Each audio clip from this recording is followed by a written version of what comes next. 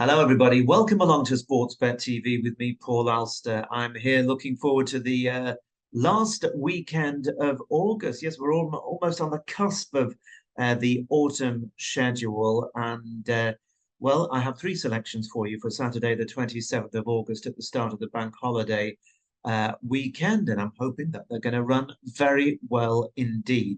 If you're new to the service, then please press the subscribe button just below this screen, the red button. It's free of charge. You'll be able to follow all my tips and hear what I have to say and decide whether or not you're going to follow me on the suggestions I'm putting forward.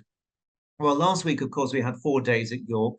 First 3 days went fairly well with some very good doubles and trebles, place doubles and trebles.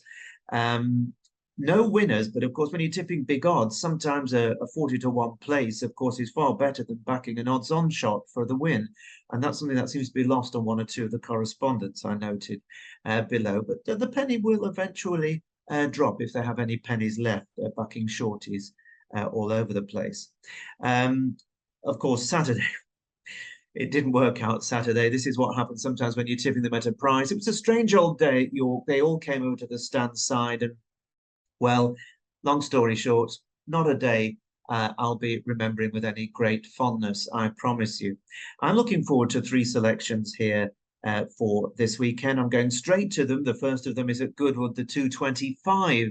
Now, of course, there's been plenty of rain around, and that all of a sudden is going to change the game because all these horses that have been literally making hay while the sun shines might find things rather more challenging now that they are going to be splodging around in a bit of the muddy stuff in certain parts of the country. Well, the Goodwood 225 is the 7 furlong William Hill handicap, £75,000, soft ground 11 runners. And I think that the change in the ground, both at Goodwood and Newmarket, could well bring one or two surprises. And that is despite the fact that most of the horses in this field, in this race at Goodwood, do have some form on soft or softish ground. So there is a bit of a rider to what I said previously. For example, the wonderful All Barn has been having a fabulous season, 2 big handicap wins and a cracking run at York last week, where he stayed on strongly to be fourth in a red-hot handicap when the going was fairly quick. But of course, he goes on soft ground. And he's certainly not done with, by the way, he's been going on of late off a mark of 99. Now, John Flint's Lyndon B won over the course and distance last time out on good to firm ground. He's gone up £5. And of the whole field, he's probably the least likely to handle conditions on what we know of him thus far. But we'll see. Now, one horse who will love the soft ground is Takarib Bay, trained by Richard Hannon. He'll really relish it, and he has a serious chance. If you cast your mind back to Haydock in early July, he dotted up over 7 furlongs on soft ground. He was a very good second on good to firm last time out. And amongst the others, well, the likes of Abel Kane and Ujalali are respected. But I think there could be more to come from I'm a Gambler.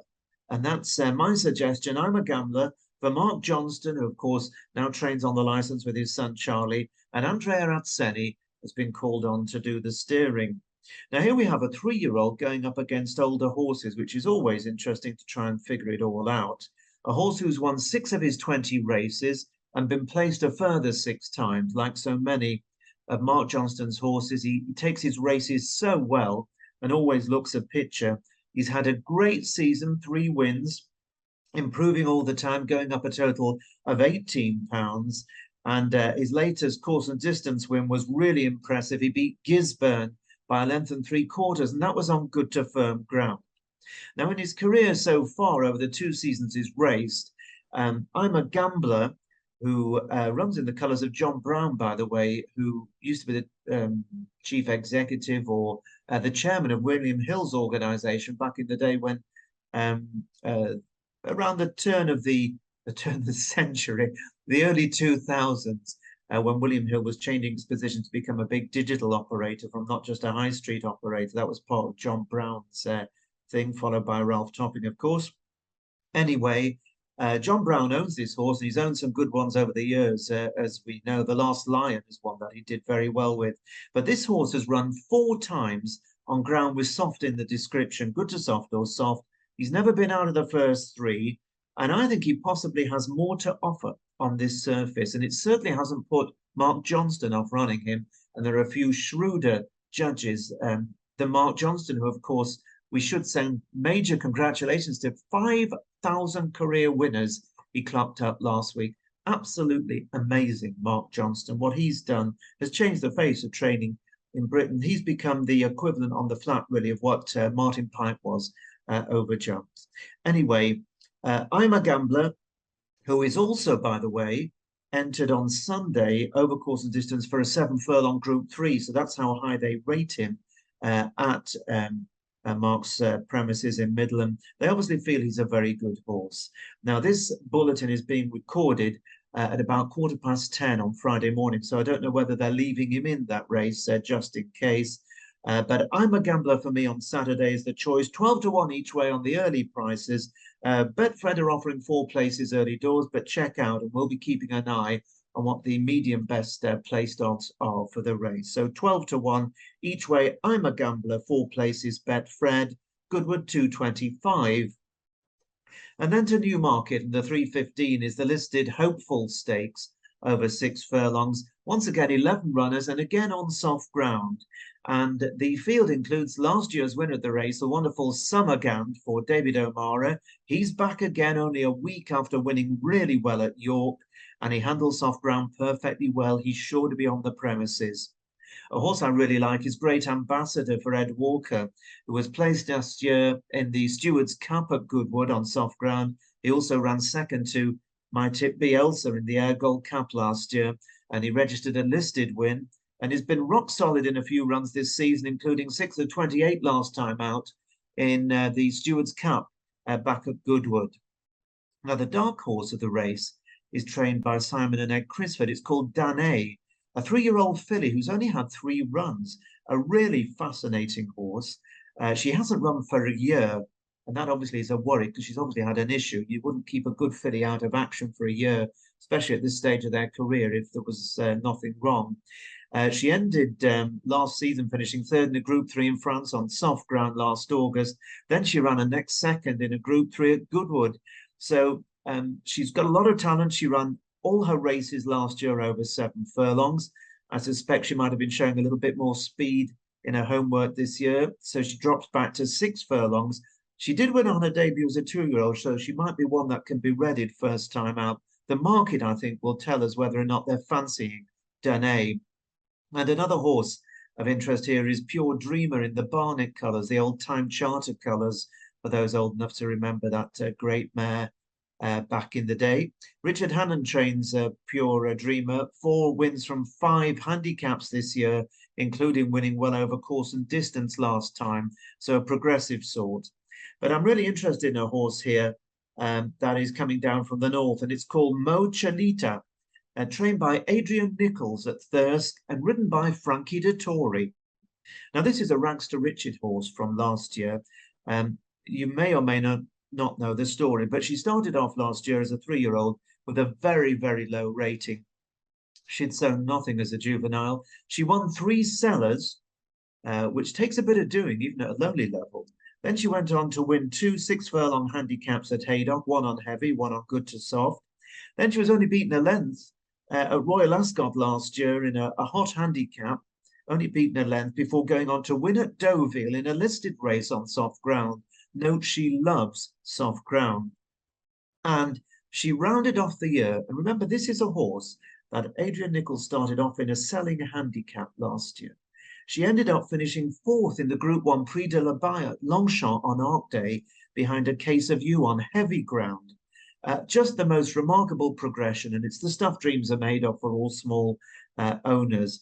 She went on to end the season finishing 3rd in a Group 3 at Chantilly as well, again on very soft ground. Now, that is an amazing training performance by Adrian Nichols, who, of course, was a good jockey in his time, son of the great Dandy Nichols, who used to ride the legendary Sober and was the handicap sprint king, particularly at Goodwood back in the day. Now, obviously, they've been going steady with Mochalita, and I think it's because of the ground this year. She's only had 2 runs. She probably needed it when she faded to finish last of 7 in the Camage Trophy on the opening day of the season at Doncaster in March. Then she was off 8 weeks, showed plenty of speed on ground that was a bit sharp for her in the Cecil Frail Stakes at Haydock in May, dropping away the final furlong. I think they took the decision that there's no point running this filly when there's no juice in the ground. So they've had a long, long wait for the weather to turn in their favour. But that has happened now. And I'm very optimistic that despite her having something to find on official figures, Mochalita is going to run a really good race. So with the soft ground and hopefully the patience rewarded, and the very, very notable booking of Frankie Dettori. Why is it notable? Well, the plain and simple truth is Frankie Dettori has never ridden for Adrian Nichols in the past. And the fact that this talented jockey who would have shared the weighing room with Frankie for many years has called on his old colleague to ride this filly suggests that he really does think she's going to run well. So with the Dettori factor really catching the eye, I think that the 20-1 offered each way for 4 places with Sky Bet at the time of this recording on Friday morning is a very, very sporting bet, and I'll be having a little bit of that. Mochalita each way, 20-1, Newmarket 3:15 on Saturday. And my final selection takes me across to Ireland. I love the Irish racing. There are plenty of interesting races at the Curragh on Saturday, but of course, as you know, I don't half pick them. And I've chosen a 27-runner handicap, no less than the Irish Cambridgeshire, which is run over a mile. And the going in Ireland is actually much quicker than in much of Britain. It's good to firm in places. There's no real rain forecast. There is a breeze. And I think it's going to be pretty much on the good to firm side all round. Now, as you'd expect in a 27-runner handicap, it is wide open. Because of that, last time I had a butcher's, they're betting 8-1 the field. 8-1. Pay your money, take your chance. Now, amongst those to the 4 in the market are Joseph O'Brien's Good Heavens, Joe Lyons' Janubi, and Jesse Harrington's Cowboy Justice. They all have the form to suggest they should be thereabouts. Jesse Harrington also runs the Showgirl Cup mile winner, Jungle Cove. There's also a horse who's done really well over course and distance. That is Celtic Crown for Joseph Murphy, who was a winner in May of the Emerald Mile. Fastnet Crown of Michael O'Callaghan's won over course and distance on his penultimate start, and then he was really fancied at the Galway Festival last time, but his saddle slipped, and of course he just wasn't able to be ridden properly. No More Porter, a horse I tipped for you in the past when it's run very well for John Feen, was beaten by soft ground last time out. This is more his surface.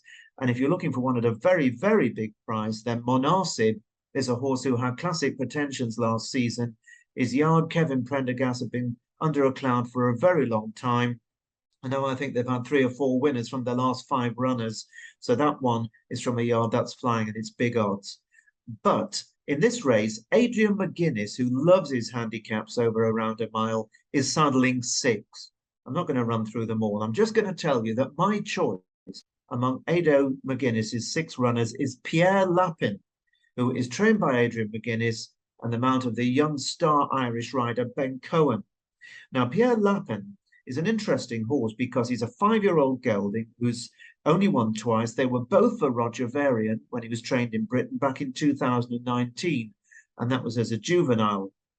He lost his way for Varian in 2020. He also lost something else because he was gelded as well. And then he joined Adrian McGuinness in July of 2021, having reached a rating of 106 with his exploits in Britain at a pretty high level, even though he didn't win after his 2-year-old days. He ran well in good company. Now, he's had 13 runs for Adrian McGuinness, but he's yet to win. But he's run plenty of rock-solid races in 22, including finishing 4th of 27 in the Emerald Mile over course and distance. He stayed on when 5th of 18 at the Galway Festival in the BMW Mile, and his latest 5th of 14 at Dundalk was a rock-solid effort too, because it was over a mile and a quarter. It's too far for him. 2 furlongs out, he was travelling easily the best in the race. He hit the front a furlong and a half out, and then he just ran out of puff.